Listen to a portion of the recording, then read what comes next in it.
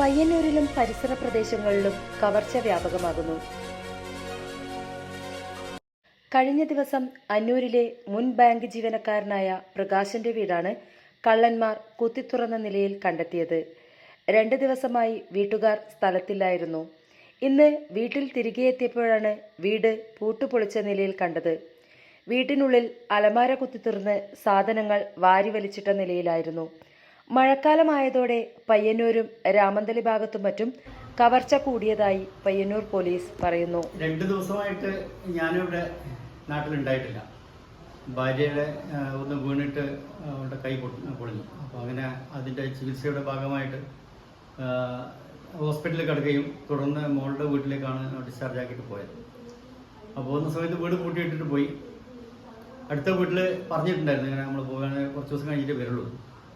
ഇന്ന് ഒന്ന് വെറുതെ ഒന്ന് വന്നതാണ്.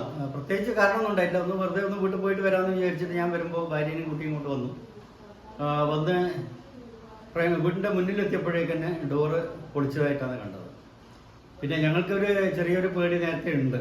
കാരണം ഇപ്പോൾ സമീപകാലത്തായിട്ട് പയ്യന്നൂരും സമീപ പ്രദേശങ്ങളിലും വല്ലാതെ കളവ് നടക്കുകയും ഭവനവേദന നടക്കുകയും ചെയ്യുന്നത് വളരെ ഒരു വേദനാജനകമായ കാര്യവും അതുപോലെ തന്നെ ഭയങ്കര നാശനഷ്ടം ഉണ്ടാക്കുകയും ആൾക്കാർക്ക് രാത്രി കിടന്നുറങ്ങാൻ പറ്റാത്ത രൂപത്തിൽ ഭയപ്പാടുണ്ടാക്കുകയും ചെയ്യുന്ന ഒരു ഭീകരാന്തരീക്ഷത്തിലാണ് പയ്യന്നൂരും പരിസര പ്രദേശങ്ങളും ഇപ്പോൾ മുന്നോട്ട് പോയിക്കൊടുക്കുന്നത്.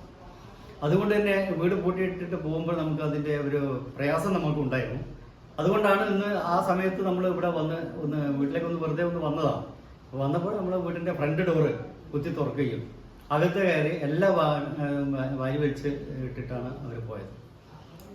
ഇവിടെ കൊച്ചുമക്കളുടെ സ്വകാര്യ സമ്പാദ്യങ്ങളായിട്ടുള്ള കുറച്ച് ഭണ്ണാരത്തിലൊക്കെ കുറച്ച് പൈസ ഉണ്ടായിരുന്നു. അത് അവർ കൊണ്ടുപോയി. ഉപകരണങ്ങളൊക്കെ നമ്മുടെ ഷെൽഫുകളും മേശകളും ഒക്കെ വലിച്ച് വാരിയിടുകയും പൂട്ടിയതൊക്കെ കുത്തി തുറക്കുകയും ചെയ്തുകൊണ്ട് അതൊക്കെ ഒരു വലിയൊരു നഷ്ടമായിട്ട് തന്നെയാണ് നമുക്ക് ഇപ്പോൾ അനുഭവപ്പെടുന്നത്.